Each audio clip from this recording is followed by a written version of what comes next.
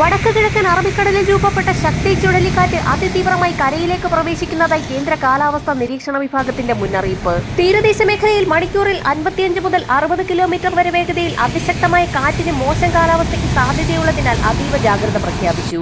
പരമാവധി 100 കിലോമീറ്റർ വേഗത കൈവരിച്ച ചുഴലിക്കൊടുങ്കാറ്റ് അതിതീവ്രമായി മാറിയിരിക്കുകയാണ്. സംസ്ഥാനത്തടുത്ത 3 മണിക്കൂറിൽ ഇടിമിന്നലോട് കൂടിയ ശക്തമായ മഴയ്ക്കും മണിക്കൂറിൽ 40 കിലോമീറ്റർ വരെ വേഗതയിൽ അതിശക്തമായ കാറ്റിനും സാധ്യതയുണ്ടെന്ന് കാലാവസ്ഥാ നിരീക്ഷണ വിഭാഗം അറിയിക്കുന്നു.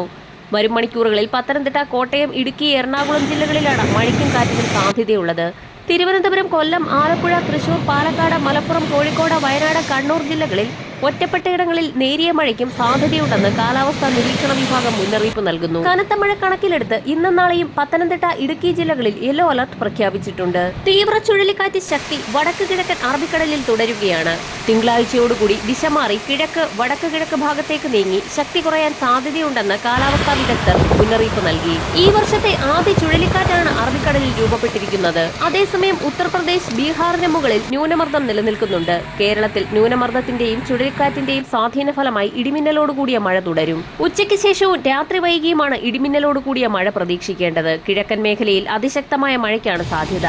മലയോര മേഖലകളിലാണ് കൂടുതൽ മഴ പ്രതീക്ഷിക്കുന്നതെന്ന് കാലാവസ്ഥാ വിഭാഗം മുന്നറിയിപ്പ് നൽകി. വരും ദിവസങ്ങളിൽ സംസ്ഥാനത്ത് കാലവർഷക്കാറ്റ് പൂർണ്ണമായും ദുർബലമാകാനാണ് സാധ്യത.